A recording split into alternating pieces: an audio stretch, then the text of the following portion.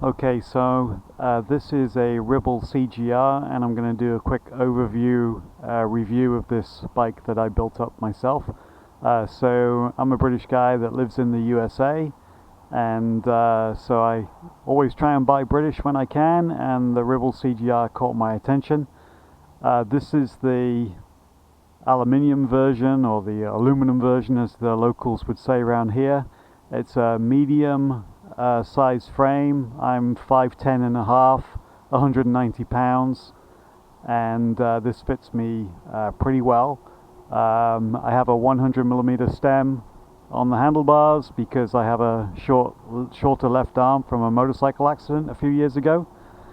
But bike fits great, and just want to run through some thoughts.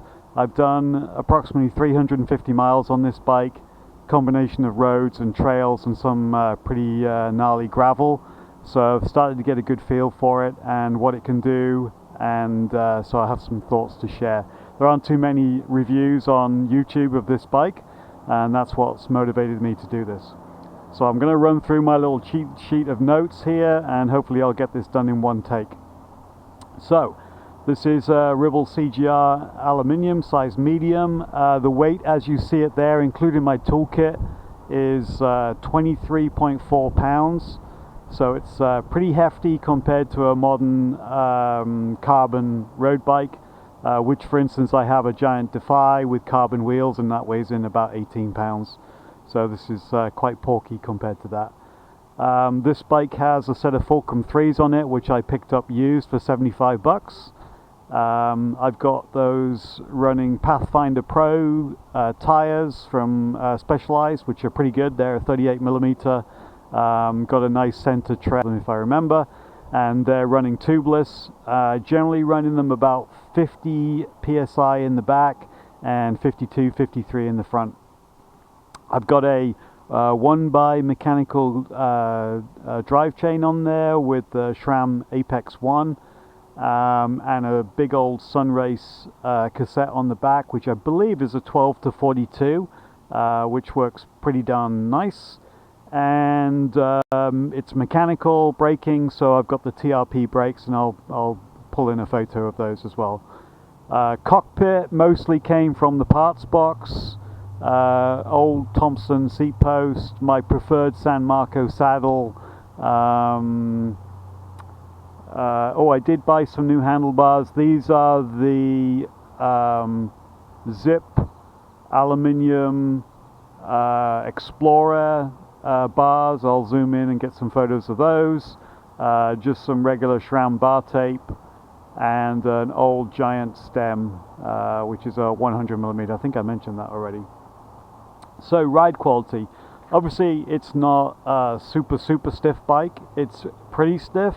I've been impressed with the new frame standards. Like my Defy is very stiff laterally and has some give vertically, and this bike is very similar to that.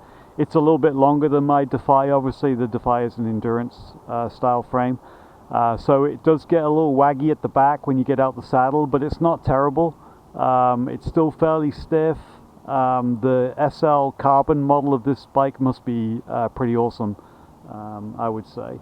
Drivetrain has been good. This is the first time I've had a 1x drivetrain, and just such a huge range of gears on it has been pretty interesting. 42 is pretty amazing, and I've really only used it once when going up a really nasty gravel climb, and gravel climbs are interesting. So that's all worked out really well. The brakes have been very good. Obviously they're not as good as hydraulic brakes, but they are definitely better and more reliable than rim brakes. So I'll give those plus as well. Worked out very well. I guess I do have a couple of niggles. The frame is sort of, seamless welds. Well, take a picture. Not so much. The seamless welds where you look, but they're not seamless welds where you don't look. How about that?